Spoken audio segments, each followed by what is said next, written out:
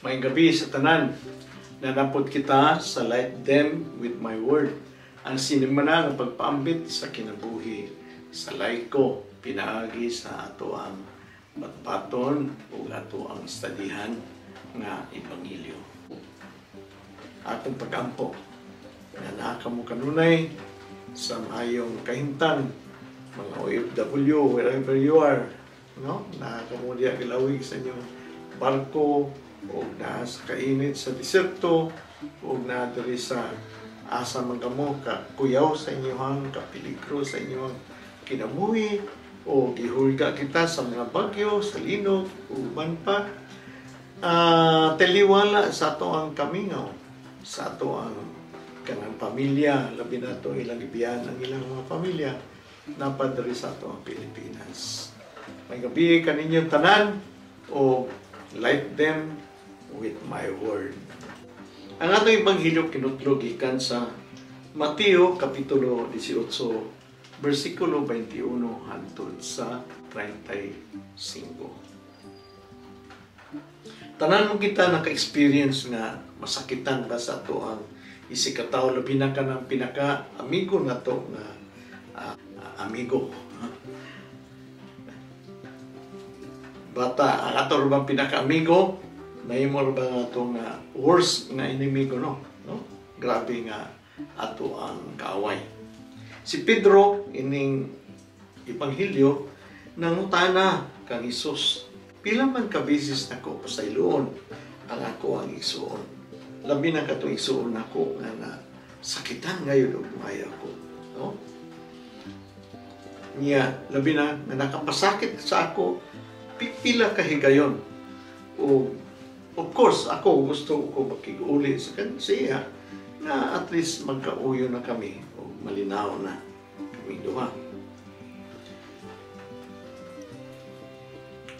Ngani, karong panahon na, imuhang hinuktukan, unsa gid ang pinaka-grabe nga karana ang kasinatian imong nasinati, no? Sa imong igsuon nga iyang nabuhat sa iyo, sa imo. Imo bang na pasaylo or imo bang nakalimutan na hantod karon? So ato ni sutaon sa ato ang Ebanghelyo. Ang atong Ginoo nagtudlo kanato pinaagi ning Ebanghelyo ni Mateo labi na sa Bertulo 18, no? Labi na niaging Domingo sa ato ang Ebanghelyo sa versikulo 15 hangtod sa 20,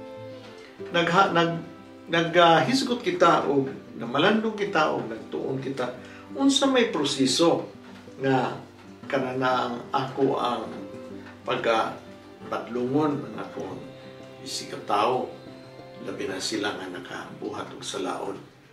O usab ako kanos amang ko, no? Yung siya nga atui ang imong igsuon. Kanos man ako pud atuan ang atong mga kaigsuonan nga ilang pagtuo o akong pagtuo nga ako nakabuhat o salaon sa ila o ngani nakahatag og purisyo sa ila. Kung saan man ako nabuhaton, no? Pareha naman gihapon kuno adtui siya katong nakahatag og kahasol kanimo o nakita nimo siya nakasala ug ikaw mismo nga imong pagtuo ikaw nakabuhat og kahasol pod sa uban, no? Mo ni ang kanang kabahin sa Kapitulo 18. And then karong panahon na ihapon nga ihatag kanato ug nakahasol magani kining atong mga kaigsuonan sa ato kapila man diay nato pasayloon, labi na katong gihisgutan ni Pedro, no? Gipangutanan ni Pedro, Ginoo, kapila man ako pasayloon ang akong igsuon nga nakasala. No? Ngani sa Kapitulo 18 makita nato nga kanini ang kapitulo naghatag nato nga kanana ang pag-atiman sa katong mga gagmay o mga bata na kita mismo makakaton kanila o dili nato sila nga kanana bitaw maka hatag kita sa laon kanila nga kita dili mayo ang ehemplo para sa ila, no? Maunta sila makakita sa ato ng mga dagko. O ato niaging simana ang proseso sa badlong, no? Ang proseso sa pag-istorya nga ang usa ka tawo na nakahatag sa laon. O kanina yun, karong Domingo, kapila man ay nato sila pasayloon o sila nakasala ka nato, no? So, ang ato ang gospel nga sa Mateo Kapitulo 18, versikulo 21, hangtod sa 35, therefore, is about forgiveness, about pagpasaylo. Remember, forgiveness, lisod kayo kani nga pulong nga atong mabatian. Labi na katong makadawat o pasaylo sa ubang tao o even sa Ginoo.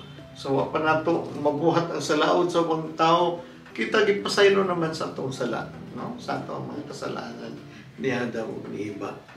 And also, kita mismo nga naghatag og salaod sa uban, no? Na kita mapasaylo pod kay kita mo nakaingon, no? Kani kuan gyud ni kanana ang gikinahanglan gyud ni kaayo nga atong buhaton nga pagpasaylo ngani atong Ginoo gikan sa Old Testament hangtod sa New Testament.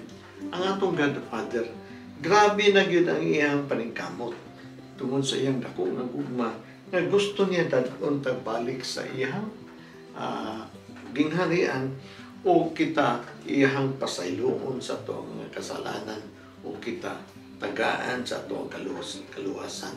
Finally, iyang ipadala ang iyang kaugalingong anak, si Jesus, para tudluan kita unsaon paghigugma sa ato ang isigkatawo o paghigugma sa Dios, para kita mismo mapasaylo sa ato ang mga kasalanan o madala diha sa iyang gingharian, diha sa gingharian niya nga walay katapusan.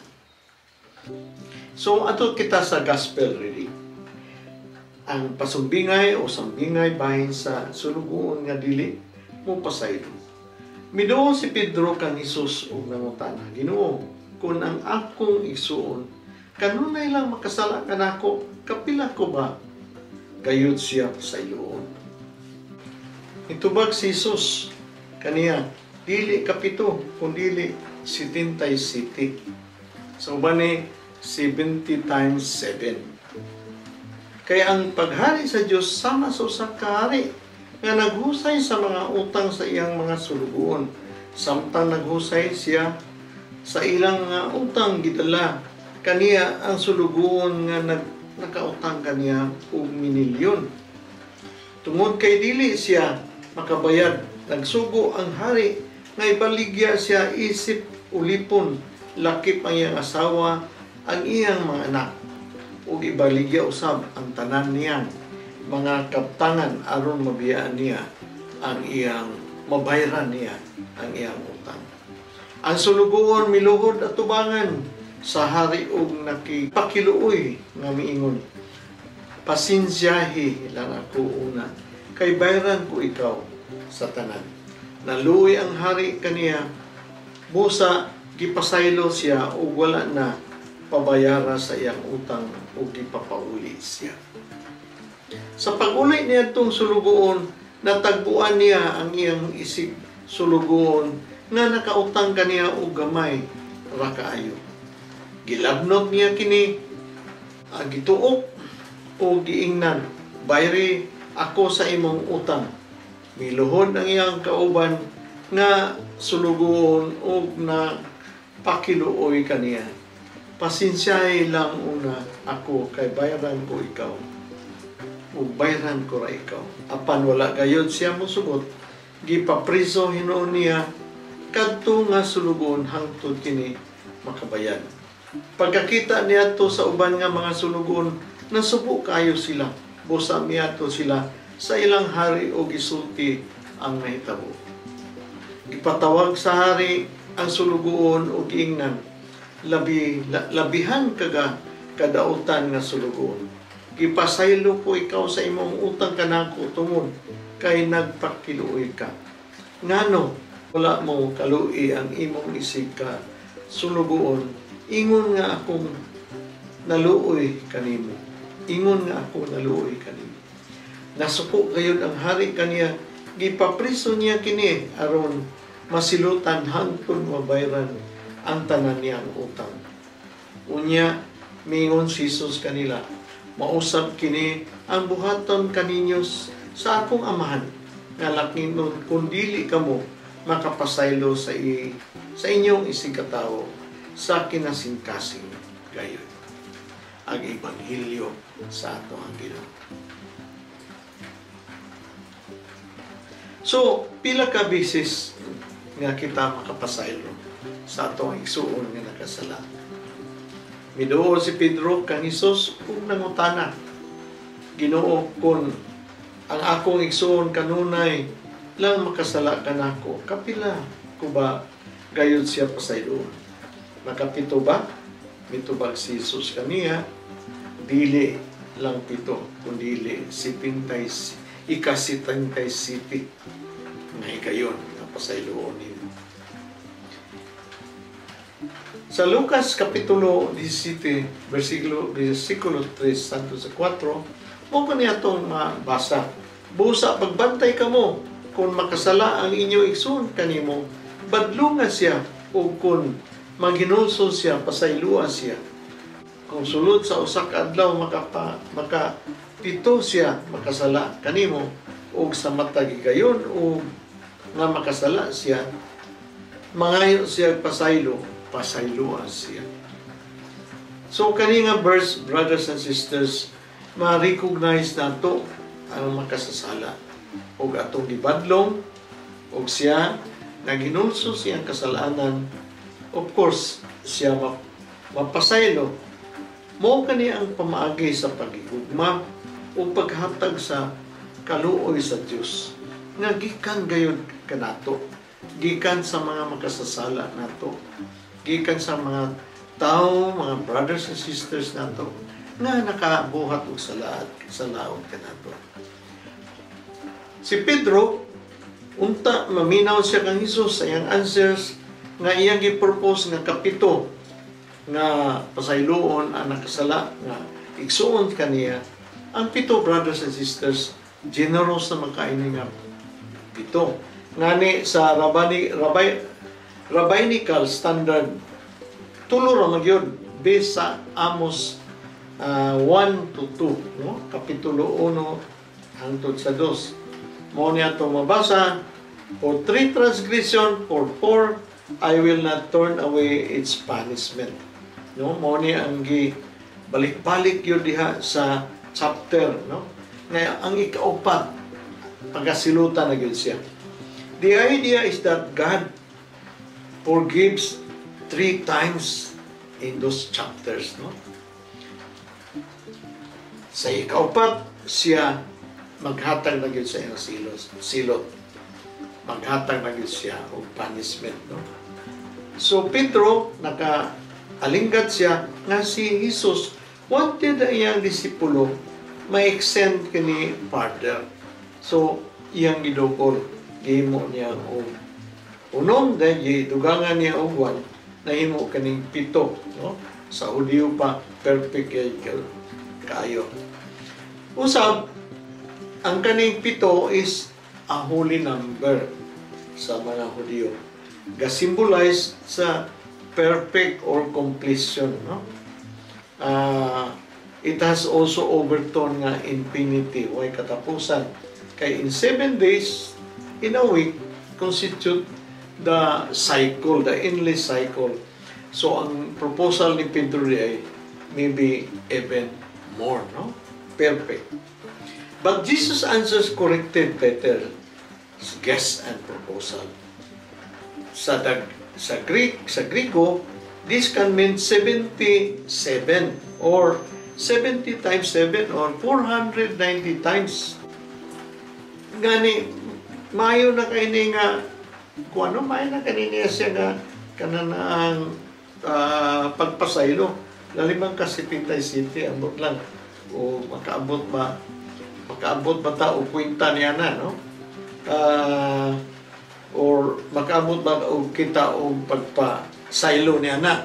But kung ingnon niya nga 77 times kita makapasaylo, well, mas mahigit na kay ang atong kanunay pagpasaylo, nahimo natong kanang habit, nahimo natong atong batasan nga magpasaylo kita. So mahimo kita nga tao nga kanunay umapasayloon. Even katong tao nga kanunay ga-record yun sa forgiveness sa ilang isig ka tao, mura man po kining kanang nasa bangko ba nga nagpautang siya, unya kanunay niyang i-monitor, no? Wala man mag-istorya nga dili maayo pag-monitor sa utang kay mo ba na yung negosyo sa bangko ang kanang kwarta, no interest. But ang motibo na gani niya nga ako ning tarungon o monitor kay ang akong katuyuan nga musipyat lang gamay ma-foreclose na ang iyahang gina-collateral, no? Ma-foreclose na ang yuta, no? That is not also good. But instead, yun siya, we will not count. Dili na ito kwintahon, otherwise, kwintador kahit nga mura tao meter sa tubig na dili yun mamakat, no? Kwintador kahit ma-focus ang ato ang pag-atiman sa atong brothers and sisters nga makasasala nga naning kamot sa ilang kinabuhi. But we must be able to do it in our hearts. Pila man nato siya mahal, gigugma, gikaluyan o gipapangayo o pasaylo o ang atong ipasaylo diha gikan gayon sa atong kasing-kasing. Kaya ang number 7 and 77 na siya root sa Genesis chapter 4, no? There, ang atong Ginoo nag-pronounce nga sevenfold, no? Is vengeance on anyone who kills Cain. Kay bano mo ni Cain? Katong gimarkahan sa Ginoo nga dili siya patyon, no? Although iyang gipatay si Abel. Kay nagsilo siya kay si Abel. Gidawat ang iyang halad dito sa Ginoo. But ingon ang Ginoo, markahan ti ka para dili ka kanana ang pasipan-an. Therefore, ang tinguha dahil sa ato ang pagdisiplina diha sa Matthew kapitulo 15 kapitulo 18, 15 hangtod sa 20 katong atong giistudyuhan ni Agi nga imuhang badlungon ang imuhang kaigsunan nga nakasala is para sila ma-restore, no? Para sila matagaan og kahigayunan nga mabangon ilang kaugalingon dignidad nga mahimo sila kanang kabahin katawhan sa Ginoo, balik diha sa relasyon sa iyang isikatawo o balik diha sa simbahan, no? The unrepentant restoration of the unrepentant sinner. O ang tinguha po sa ato ang scripture reading karon, no? Is ang pagpasaylo, paghatag og iyang kanang gugma o kaluoy o pagpasaylo diha sa mga kanana ang makasasala nga nagpaso, no? So in Matthew kapitulo 18 23 hangtod sa 27, no? Iyang gibuhian siya o kanana ang gipasaylo sa iyang kanana kasalanan, no? Pakita nato ni sa verse 23 to 27. Kaya ang iyang paghari sa Dios sama sa usa ka hari nga naghusay sa mga utang sa iyang mga sulugoon. Samtang naghusay siya sa ilang mga utang, gidala kaniya ang sulugoon nga nakautang kaniya og minilyon. Tungod kay dili man makabayad, nagsugo ang hari nga ibaligya siya isip ulipon, lakip ang iyang asawa ug ang iyang mga anak. Ug ibaligya usab ang tanan niyang kaptangan aron mabayaran niya ang iyang utang. Ang sulugon ni luhod at tubangan sa hari o nagpakakiluoy ug miingon, pasensyahi lang ako una, kay bayaran ko ra ikaw sa tanan. Naluoy ang hari, busa kipasaylo siya o wala na pabayra sa iyang utang o gipamauli siya. So, kani usa ka gingharian nga parabol, no? Pag-ingnan. Si Jesus naghatag kanato og unsa gayud diay ang kaluoy ug gugma sa Ginoo diha sa parabol. Ngani nagistorya siya og usa ka hari nga naghusay, no, sa iyang mga kananaang ulipon. But kani nga parabol gitawag nato ni sa in English og allegory, no? Kanang istorya about sa usa ka butang o sa usa ka istoryahonon nga nagtago diha sa istorya ang symbolic ayo nga meaning, no, sa kananaan sa gistorya, no? Sama sa ang hari nagrepresentar sa usa ka Ginoo, but ang iyang batasan nagrepresentar pud kani unsa gayud ang iyang pagkahari.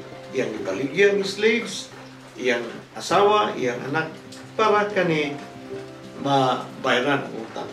Dili kani siya Ginoo nga panag-ingnan, but naghatag lang siya nga ang Ginoo makabuhat sa tanan, no?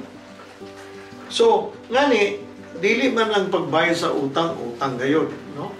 Ang iyang gibayaran nga iyang utang is iyang mga kasalanan, no? Kaya yun siya nga, ang utang ko niya is 10 talents, 10,000 talents. Kung i-measure mo ang 10,000 talents, equivalent ni sa kanang trabaho sa usa ka tawo for 60 million days or 200,000 years. 200,000 years na buhi pa ka siya na, no? Naghatag lang gini nga ang iyang sala dili gani kabayaran tungod sa kadako siyang sala. But wala ni siya magpasabot nga unsa kadaghan o kadako sa talent, no? But ang pasabot ni siya na ulipon siya sa kasalanan. Ang sala nga dako kayo na ulipon siya, nagkinahanglan siya nga bayaran siya sa kaluoy o gugma sa Ginoo, no? So ini ang ebanghelyo si Jesus iya ganing ipasusama, no, ang kanini ang atong utang diha sa kanang ato ang pangadyon sa Our Father, no? Forgive us our debts, no? Pasayloa kami sa among mga utang, dagko ang utang ba? Forgive us our sin, our morally or fault, no? Something na atong na buhat nga dili gayud kabayaran tungod sa kadako sa purisyo ni nini. Just imagine ang amahan o inahan o amahan nakasala siya. Sala niya is pag infidelity, no? Nangita og lain babae bisag minyo na siya atubangan sa mga kabataan.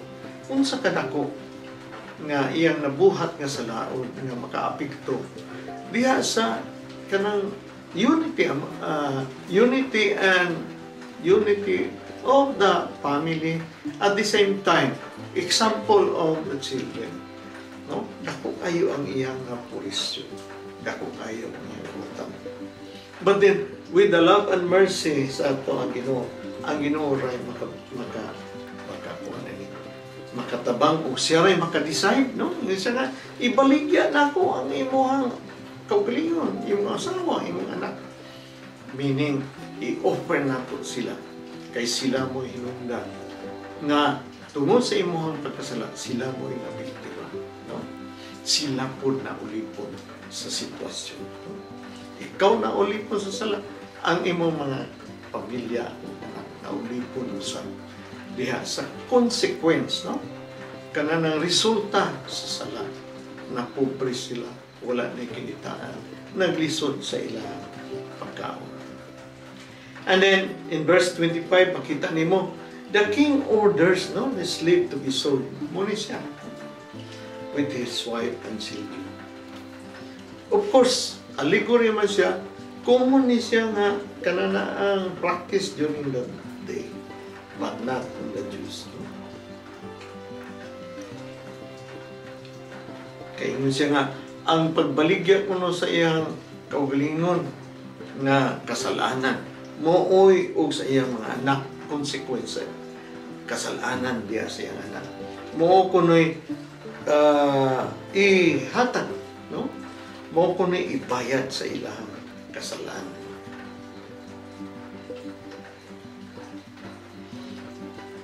And then, in verse 26, kung tanawin mo ang verse 26, kung sa mga ang verse 26, ang sulugon miluhod at tubangan sa iyang hari, ug nagpakiluoy na muingon, pasensyahi lang muna ako, kay bayran ko ra ikaw sa tanan. No? Sa verse 26. Ang ulipon, mo ni response sa ulipon, of course, wala nang gisilaing mahimo. Una usay, kung makasalata o makita nato ang consequence sa sin, makita nato ang resulta sa ato ang kasalanan, wala na gyud kay mahimo, muluhod ka na sa hari, muluhod ka na sa Ginoo o magpakiluoy para imuhang ang punon ang imong kagawasan sa kasalanan. No? Of course, wa naman kailaing mabuhat, wa gani ka kasiguro o mapasaylo pa ka. Huwag ka makasiguro o tugutan baka sa ato ang Ginoo. But, imong gibuhat kay wala na gilaing mahimo. Of course, ang Ginoo, yun siya nga, the Lord of the servant kuno being moved with compassion, release him and forgive him the debt. No? Ang Lord of the servant, ang hari, no? Natandog siya sa iyang kaluoy o gitagaan siya sa iyang kagawasan o gipasaylo siya sa iyang kasalanan. Mo kani ang milagro nga naitabo. The king goes beyond what this slave has asked. Usay mangayog ta. Tanawa ang usa ka babae nga makagunit lang yun ko sa sidsid sa ato ang Ginoo. Maayog yun ko. Nakagunit siya sa sidsid. Naayos siya siyang Ginoo. Makagunit lang yun ko. Maka-istorya lang yun ko. Makapakiluoy lang yun ko sa Ginoo. Then miracle. He receives more than enough, no? More than enough. The king goes beyond sa ulipon iyang gipangayo, iyang gitagaan. In Matthew chapter 18 verse 28 to 30, mo'y gibuhat po niya sa iyang slave po, no? Sa pag-uli niya itong sulugon, natagbuan niya ang iyang isikata sulugon nga nakautang ka niya o gamay ra kaayo. Gilabnog niya kini, gitgibo, gituog o giingnan, bayray ako sa imong utang. Miluhod ang iyang kauban nga sulugon ug nagpakiluoy kaniya. Pasensyahay lang una ako kay bayaran ko ra ikaw. Apan wala gayud siya mosugot.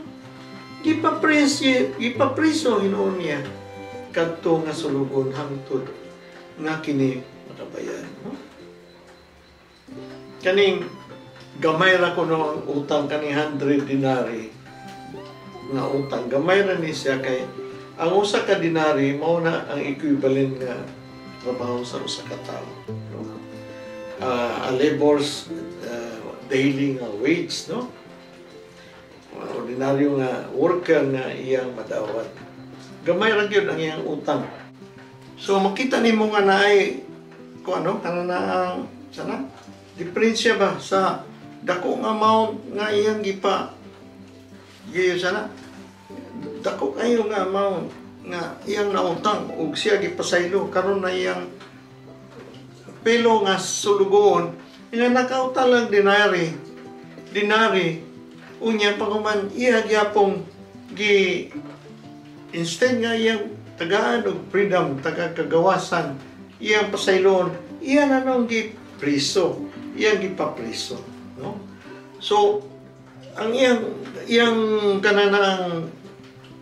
kanang ikumpara nimo siya mismo wala siya kaluoy, wala siya gugma sa iyang kauban nga sulugoon.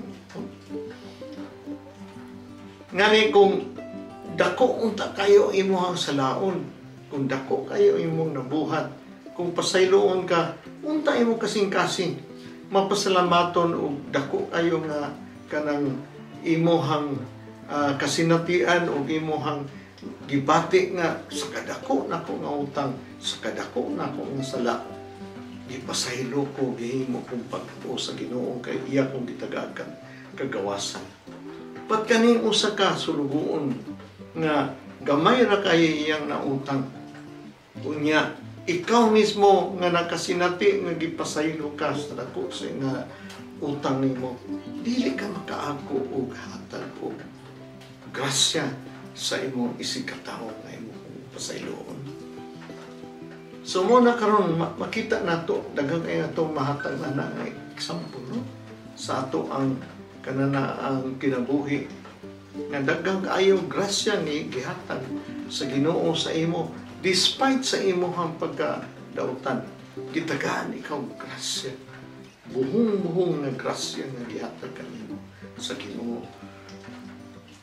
But ang imong sulugoon, ang imong mga sakop, imong mga tao nga naa diya nagpalibot kanimo, dili gani ka makaako og hatag nila og pabor, no? Makahatag og eksaktong sweldo, makahatag og eksakto nga pagkaon. Mas maay pa ang pagkaon sa iro nila kay pinalitan pa kinilo pa mahal kayo kaysa atong pagkaon sa atong mga sulugoon diya sa atong panimalay.